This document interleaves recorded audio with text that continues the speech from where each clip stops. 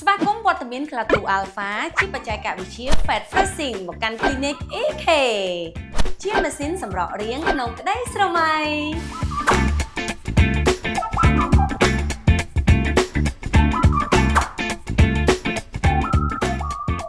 ក្លាទូ Alpha គឺជាម៉ាស៊ីនទំនើបបច្ចេកវិទ្យាលំដាប់ពិភពលោកដែលជួយកម្ចាត់កោសិកាខ្លាញ់ដែលកង់បានយ៉ាងល្អ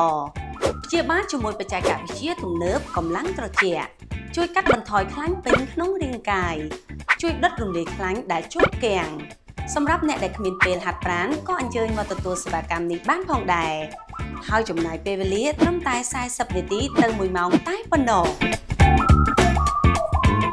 ហើយសម្រាប់សេវាកម្មនេះមិនថាតែបងសុភាពនារីទេសូម្បីតែបងបរោះក៏មកទទួលសេវាកម្មនេះបានដូចគ្នាព្រោះសេវាកម្មនេះជាសេវាកម្មសម្រករាងក្នុងក្តីស្រមៃជាបច្ចេកវិទ្យាលំដាប់ពិភពលោក Fat Pressing កុំភ្លេចណាបងទាំងអស់គ្នាធ្វើការខលកក់ទុកឥឡូវនេះ